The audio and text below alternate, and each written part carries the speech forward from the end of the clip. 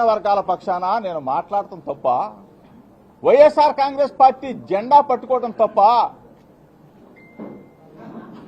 ప్రజాస్వామ్యంలో మీరు చేసే అరాచకాలని, ప్రభుత్వం చేసే ప్రజా వ్యతిరేక విధానాలని నా గొంతుక వినిపించడం తప్ప, అది చేస్తే నన్ను నా కుటుంబాన్ని జైల్లో పెడతారా? మొట్టమొదట 2 నెలలకే అకారణంగా అన్యాయంగా అమెరికాలో ఇంజనీరింగ్ చేసి అక్కడ ఉద్యోగం చేస్తున్న నా కొడుకుని ఇక్కడికి ఎలక్షన్స్కి వస్తే అరెస్టు చేసి అకారణంగా 2 నెలల నుంచే మీరు ప్రభుత్వంలో అధికారంలోకి వచ్చే 2 నెలల నుంచే స్టార్ట్ చేశారే అంటే మేము రాజకీయాల్లో ఉండకూడదా? మేము మాట్లాడకూడదా? ఇది రాజరిక వ్యవస్థ అని అడుగుతా ఉన్నా. ఎక్కడికి వెళ్ళిపోతా ఉంది? 83 రోజులు మీరు నన్ను నిర్బంధించి చాలక, జైలు జీవితం అనుభవించింది చాలక, నేను నిన్నగాక మొన్న ఏం మాట్లాడా?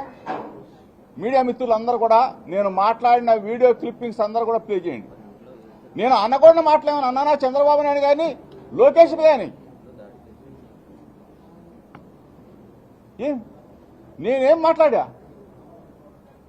కల్తీ లడ్డు కేంద్ర దర్యాప్తు సంస్థలన్నీ కూడా, కేంద్రంలో ఉన్న ల్యాబ్స్ అన్ని కూడా, కేంద్ర ఆధ్వర్యంలో జరుగుతున్న ల్యాబ్స్ అన్ని కూడా సర్టిఫై చేసి అందులో ఏమీ లేదని చెప్పేసి సిబిఐ రిపోర్టు క్లీన్ చిట్గా ఇచ్చిందని చెప్పేసి మీరు కల్తీ అని చెప్పేసి మిమ్మల్ని మేము అడిగితే, లోకేష్కి బుర్ర పోయింది, పాడైపోయి అంటే చిప్పు పోయిందని కూడా అనకూడదా? చిప్పు దొబ్బిందని అనకూడదా?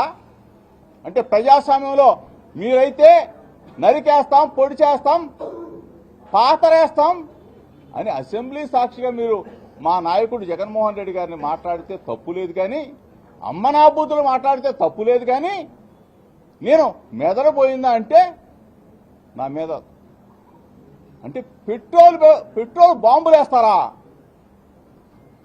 అంటే ప్రజాస్వామ్యంలో ఒక బలహీన వర్గాల వ్యక్తి ఇంటి మీద, వ్యక్తి కుటుంబాన్ని హతమార్చాలనో, మట్టు పెట్టాలనో ఇంత దుర్మార్గం, ఇంత రాక్షస ఆనందానికి మీరు పొందుతారా? మా నాన్నగారు ఉన్నారు.